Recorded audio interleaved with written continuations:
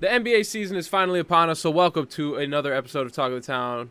Payne Warnott, Nick Mosier. We're going to be taking you through 1 through 15 of each conference, our season predictions. Go ahead and start off with the Eastern Conference, and in dead last, not only in the Eastern Conference, but in the entire NBA, I'm going with the Brooklyn Nets. Lost their best player, as it is. The face of inconsistency with Ben Simmons, Cam Bubble wrap Thomas. Ben. We call him Bubble Wrap Ben around these parts.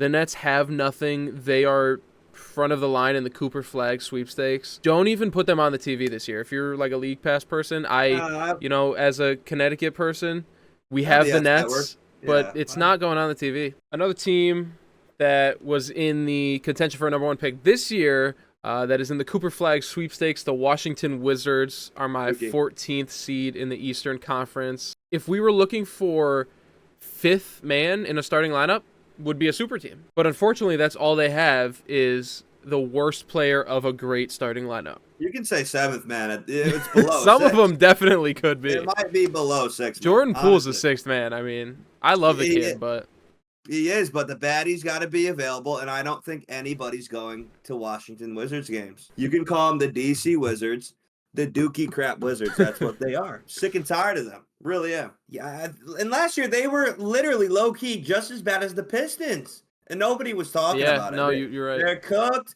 I don't think that Alex Sarr is going to develop very slowly there because they're not going to play well. At 13, we're going to continue my trend here of teams and rosters that don't make any sense.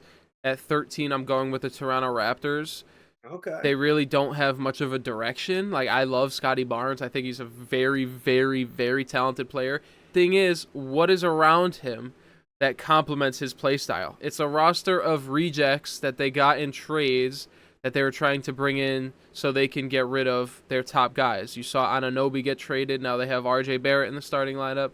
You saw Siakam get traded. They got time, but again, this roster, I don't see the vision yet. The East is so bad that for the East, I don't think the Raptors are a basement team. They could be sneaky okay. Barrett, Emmanuel quickly could put up numbers. They could be decent. I think I have them at number 9 because everybody below them is tragically ass. There's a lot of tragic ass in the Eastern Conference. And I think the Raptors are kind of, compared to the tragic ass below them, are kind of competent looking. Honestly, they might not have a direction, but at least they can fill a starting 5 with players in their position. Yeah. Chicago Bulls are my 12th in the Eastern Conference. A completely guard-heavy roster, especially with Lonzo back. They're stacked at the guard position. You just saw Kobe White have a breakout year playing the point guard. Not only are you bringing back Lonzo into the lineup, but you're also bringing in Giddey, another point guard. Yeah. I don't see the vision in Chicago. They need to get on the phone with Portland and start asking about Ayton or Robert Williams. So I had the Bulls at 11, one spot off. Mm-hmm. A lot of guards, Lonzo's back, so they can put up points. I don't know if the defense is there. I think it's going to be a fire sale at the deadline. They're going to have to like you said, they're going to have to get rid of some guards. I don't know. They're going to have to bring in some bigs. 11th seed, an absolute stinker of the previous season that people are probably surprised I haven't mentioned yet. The Detroit Pistons at 11. This roster has talented players spread out among all the positions. The question is, when will Cade Cunningham start to perform like a number 1 overall pick is supposed to? I have the Pistons. Obviously not great. Don't get me wrong, it's not great. But no, it's not the greatest. I have the Pistons at 13 still. JB Bickerstaff, I think he's a good coach. He's trying to change the culture there. He said no chains on the sideline. Slight improvement. I have him. I will say, I like the Ron Holland pick. It's a little tough fit-wise because he is but he's going to play defense. He's going to play defense. He's going to work really hard, and that's what Detroit needed. This is where it starts to get a little questionable because at number 10 I have the Charlotte Hornets. I'm not going to say that with my whole chest.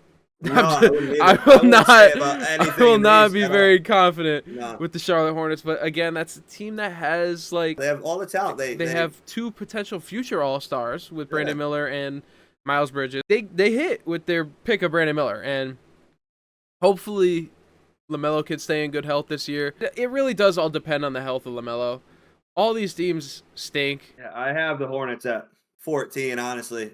If you look at the team, they think it's a music video. They think they're in the club in the locker room. I don't even know if they take basketball seriously on that team. It's like a second career to them. They want to be Who's gonna rappers. get the best fit off? Who's gonna drive the sickest car with the sickest rap? It's Grand Theft Auto. Number 9 seed in the Eastern Conference. This team is just completely stuck in basketball purgatory. It's the Atlanta Hawks.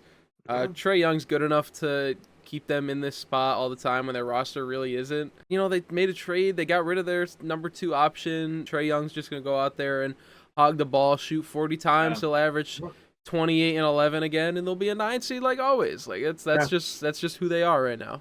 Yeah, I have them at 10, so we're pretty close. They are mid, the definition of mid. Absolutely. After their little conference finals run, it's been a very precipitous downfall. So. At least now we get to a point where we have somewhat competent teams. At number 8, I'm going to go with the Cleveland Cavaliers. There's been rumblings about will the Twin Towers of Mobley and Allen work, and there was questions about should they stay together, and they did. This is the year where they're going to realize we shouldn't have kept them together. One of them's gone at the deadline. It's going to be a whole fiasco in Cleveland at the deadline. Brand new roster going into the second half of the year, because I'm telling you right now, they're going to be the 10 seed in January. I have the Cavs at 6. They do need another star player with Donovan. I don't even know if he's a 1A. He might be a 1B if they get another player, but I don't think the Cavs are trading for another star. Yeah. If they don't ball out, they're going to need to make a trade, or they're going to have to trade Donovan Mitchell. At number 7, I have the Miami Heat. This roster is a question mark for me. I like the Terry Rozier pickup last year. I don't like that Nikola Jovic is their starting power forward right now. It's not Jokic? I thought they got Jokic. It's Jovic. Oh, Jovic. Yeah. Oh, some people are going to look at that. Some people are going to look at that and be like, oh my God, when did they get Jokic? Damn, I had them number 1 in my rankings. They tend to just hang on all the time and make it interesting come playoff time, and I think that's what they're going to do again. Seems like they don't have enough to compete, so... yeah, I have the Heat 8. I mean, I can't even. The East is not even exciting to talk about. It's really not. It's really not. But I got the Milwaukee Bucks. Oh man. At number 6. I wanted to take a shot, and this was my shot. Dame Lillard getting older. Giannis is already talking about if we don't win this year, I'm gonna get traded. Brook Lopez is getting older. Middleton's getting older. I don't love the Gary Trent Jr. pickup. I don't love it, man. I don't love it. It sounds like Giannis is already a little defeated. Giannis can only do so much, man. He's going to go out for damn near 30 and 10 every night, but I don't think with this roster it's going to be enough anymore. Yeah, I have the Bucks too still. I mean, like I said, this conference they could literally limp through, and I think they're better than everybody else. Giannis is an all-time great player, Greek freak. Him and Dame just got to figure it out. Once they start clicking on all cylinders, I mean, they can wipe people out. At number 5, I have a young and exciting team that I enjoy watching, and that's the Orlando Magic at number 5. Orlando Magic. Hit the music for the Orlando Magic. One of the most underrated, the most underrated player in the NBA, Paolo Banchero, has turned that team around in 3 years. The thing that concerns me most with this team is the center position with Wendell Carter. He's a little dude. He's not strong enough to be the center.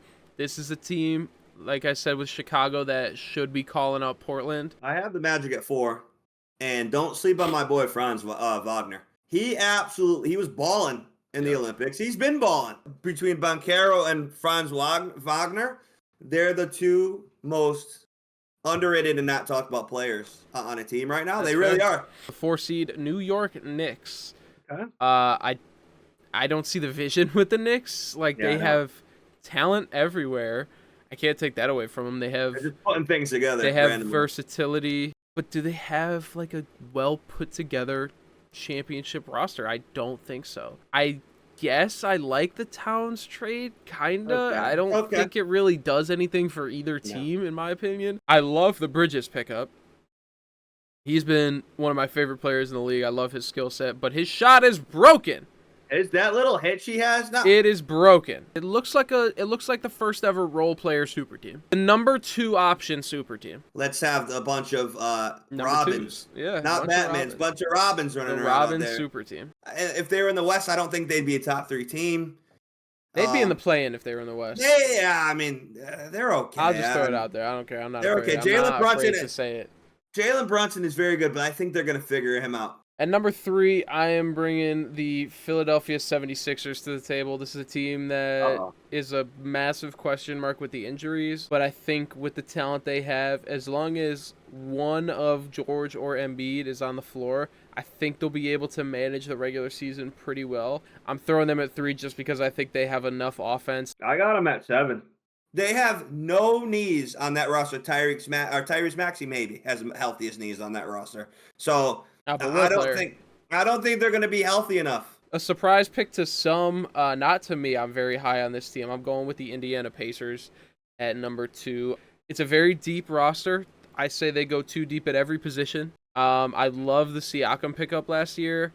Unfortunately, it came at a time where Tyrese was just coming back from injury and he was not the same player afterwards. So I believe that if Tyrese can get back to where he was before his injury last season, with the addition of Siakam, that is a team that is going to contend with Boston very closely throughout the year. I do believe Boston, who obviously is my number 1 seed, will pull away. The Pacers are my 2. I love their roster. Ben Mathurin did not play at all last year. I think he's a great piece off the bench. Ben Shepherd proved that he is a great defender that you could plug in off the bench as well. TJ McConnell, the ultimate grit glue guy off the bench. I love the Indiana Pacers. I'm just going to say right now, I absolutely love that team. I want to watch every single one of their games. I love the Pacers. All right, listen, I love the Pacers too. I like Tyrese Halliburton's one of my favorite players in the league. I feel like he's disrespected. Could be special.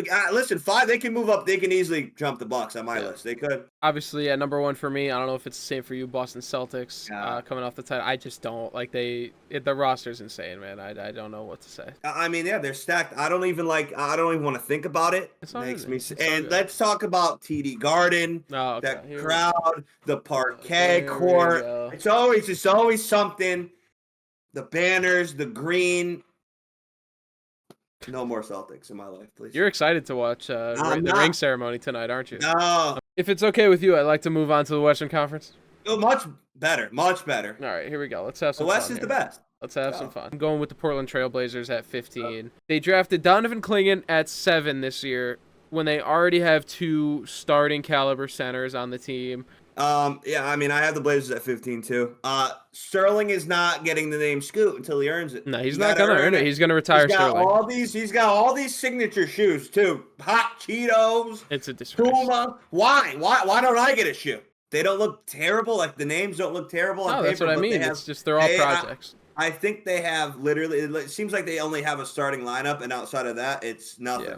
They just have 5 people that they play. Yeah. So yeah, Blazers 15 again. Yeah, they're not doing much. They might be picking top 3 again. Yeah, big Cooper. Cooper flag sweepstakes. I'm going with the Utah Jazz at 14 to the surprise Cooper of too. Not many. I will say Utah, while I think their starting lineup is worse, they had a phenomenal draft this year. 2 guys that I can't believe slipped as far as they did. Isaiah Collier, Kyle Filipowski, but also Cody Williams up at the top of the draft. What a player. Phenomenal picks from the Utah Jazz. They are set up very well for the future. I believe it's about time for Lauri Markkanen to get sent somewhere else. Yeah, it's an interesting starting lineup for Utah. I think it's more of a get Collier, Filipowski, Cody Williams ready. You got Taylor Hendricks as well. You got Keontae George as well. A lot of young talent, man. A lot of young talent in Utah. I think they have a promising future, but they don't have a promising present. You have people that are addicted to drugs. You have people that are addicted to alcohol. You have people that are addicted to gambling. Danny Ainge is addicted to draft picks. Danny Ainge might be the best draft pick user of all time, honestly. With the Celtics, he wasn't missing. The Jazz, I don't think he's missed that much. So we'll see if Danny Ainge how fast he can turn this thing around, but I still do have them at 14. The thing is, I just struggle to see any one of those guys becoming a number 1 guy. They're good mesh guys. Yeah, I just don't think any one of them is going to be like the foundation for a playoff team. Cooper flag sweepstakes. Oh, no. Cooper flag sweepstakes. And another white ass city. Coming in at number 13, the end is near. The Los Angeles Clippers. Oh, Los Angeles Clippers are coming in at 13. okay. Jim Harden is going to have to be a number one option in 2025. It's not going to be a pretty sight. He might put the fat suit on. The fat suit will be on by January. Fat suit. Okay. He will be looking to go somewhere else. I think by Thanksgiving the fat suit might come out. Gonna move on up to number 12. This is a team that I could see moving up quite a bit. New Orleans Pelicans. Okay. They have talent. Their roster doesn't make sense. They are loaded at the wing positions. They lost Valanciunas. Their options at center are Jeremiah Robinson Earl, Yves Missi, shout out France, and Daniel Tice. I think they can make a little noise. In the West. I can see it. Like I said, I could see them going up as high as 7. It's just a weird team. Number 11, Golden State Warriors. Just a disgraceful starting lineup. Playing Wiggins, Draymond, and Kuminga. Kuminga needs to figure that out. Everybody in the front row is required to have a hard hat on with Draymond Green, Kuminga, and Andrew Wiggins in the starting lineup. Unacceptable. Unacceptable. Draymond Green as your full-time starting center is absolutely unacceptable. Wiggins needed to be traded. Draymond needed to be traded. Brandon Podziemski as your starting shooting guard alongside Steph Curry. I like Podziemski too if he's getting 16 minutes a game as a spark plug off the bench. I have the Warriors at 11 too. Yeah, they're kind of they're not all-time trash. Can't count Steph out. That man is a god. Yeah. An absolute legend of the game. Yeah, Draymond's going to be biting earlobes, punching jaws off. Kuminga is not on the championship timeline. If you want to win a championship with Stephen Curry, you're not going to do it with Jonathan Kuminga. You don't have time to develop this kid. I am submitting my bandwagon application now for the San Antonio Spurs, my number 10 team. I absolutely love Wembanyama. I love his skill set. I love his mindset. I love the things he says. I love what he does on the basketball floor. I love everything about him. I love Stephon Castle. I love everything about him. Absolute home run pick for the San Antonio Spurs. A terrific pairing, I must say. And then you bring in Old Man Paul, CP0, Christopher Paul to play point guard, and take Stephon Castle under his wing for a year. I like Vassell and Keldon. One of them's going to have to go at some point. But Stephon Castle and Wemby should be paired together for life. Like, they should just offer them lifetime deals right now. Package deal. Yeah, I got Spurs at 10 too. Alien Wembanyama special. He'll be having quadruple doubles this year with blocks. There's something wrong with him. Like I said, Eiffel Tower needs to be studied. Yeah, the Spurs might start to be. They're going to start to percolate this year. All you need is improvement. That's all I'm asking for this year is a little bit of improvement. Little jump. They didn't have a great year, but Wemby was only playing like 28 minutes. Pop. Play Wemby the full minutes. Please unleash him. 34 at least. 34 per game at least. At number 9, I got the Sacramento Kings. DeMar DeRozan pickup is a question mark for me. I'm not sure what DeMar DeRozan you're going to get, like if we're going to start to see signs of regression, but they kept the roster together pretty much, and DeRozan is an improvement from Harrison Barnes. Still got Fox, still got Herter, still got Keegan Murray, still got Sabonis, and you managed to keep Malik Monk. Yeah, I got the Kings at 5. Damn. I mean, they're a good team. We'll see. No, I think they're a good, well-rounded team. It's a gauntlet, dude. Like I don't know. Yeah. I have a they top. Gotta stay healthy. I don't like my top 2 is my top 2. That's it. Everybody else could swing. They're the best team in California. I think they're the best team in California. I could argue that. At number 8, I'm going with the Houston Rockets.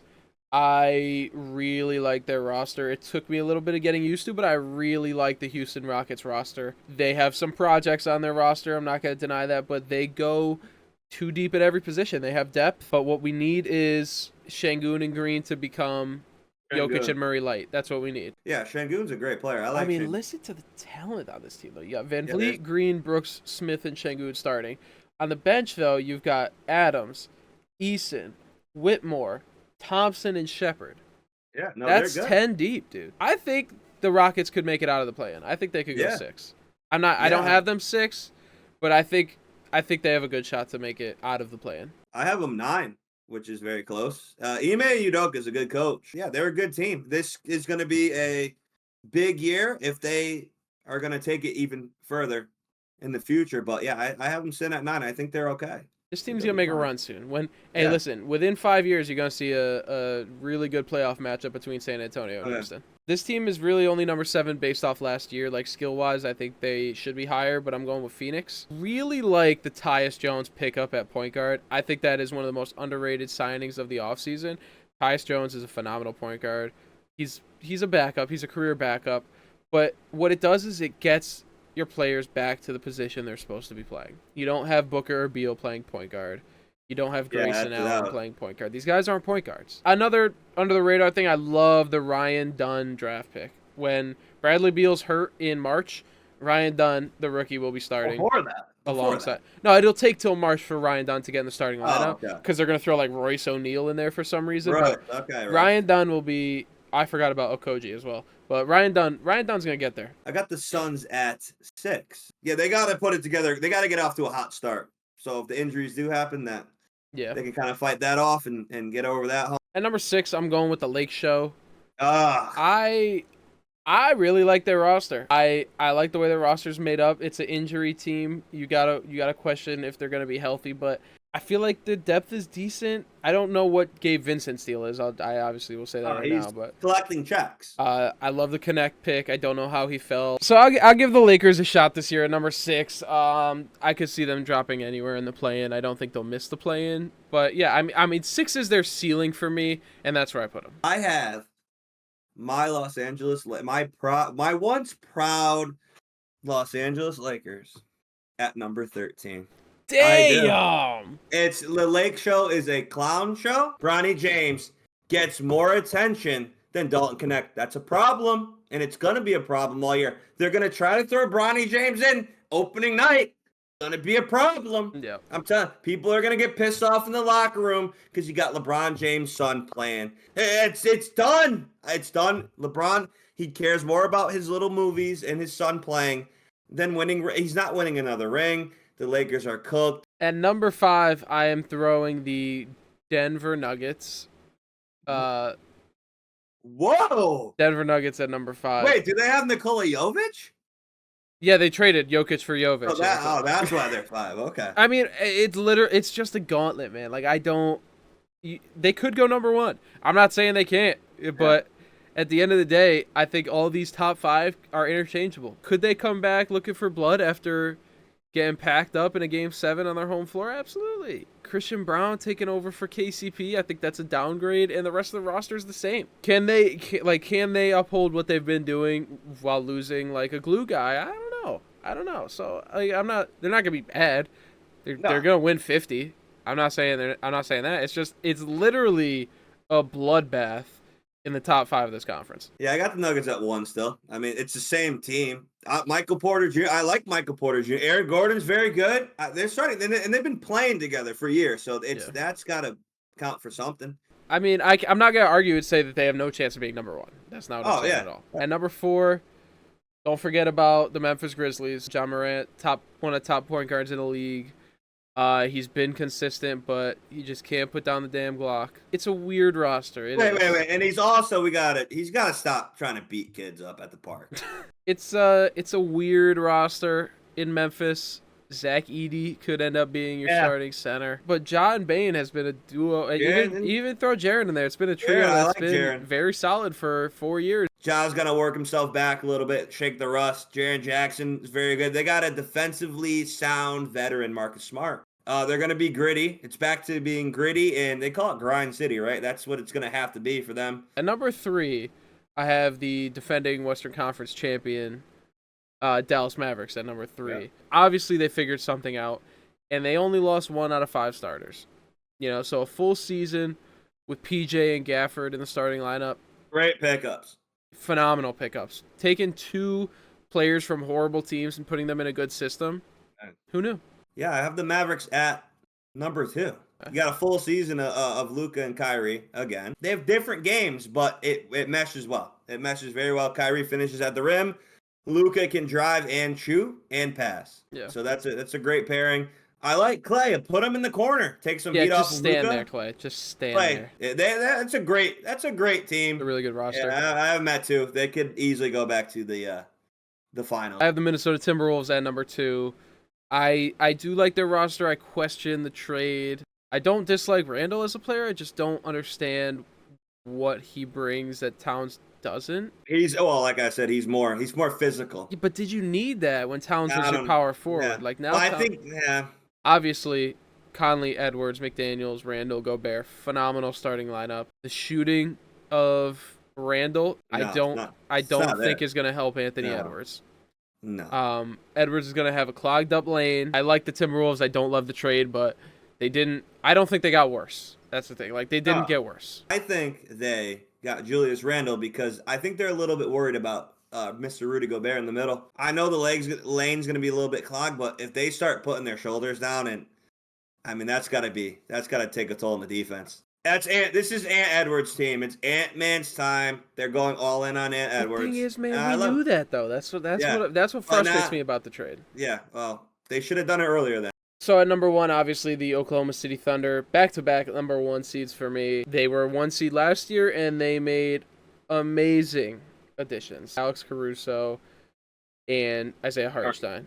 Caruso does everything. He's a good shooter. Locked down. The thing that I really love about the Thunder that I think makes them so good and ultimately why I have them being the 1 seed again is the versatility of where you put the players. You have guys that can play multiple positions everywhere. Like there's so many options because these guys can play multiple positions. Holmgren as a 4-5, Williams as a 2-3-4, Caruso as a 1-2-3, Shea really is a 1-2-3, Dort is a 2-3. There's versatility everywhere, and there's no real weak spots. Like I said last year, it obviously didn't really do many basketball videos last year, but it's Josh Giddey that needs to go if they're going to be a championship team. He doesn't bring enough to the roster, and he's too much of a liability on the defensive end.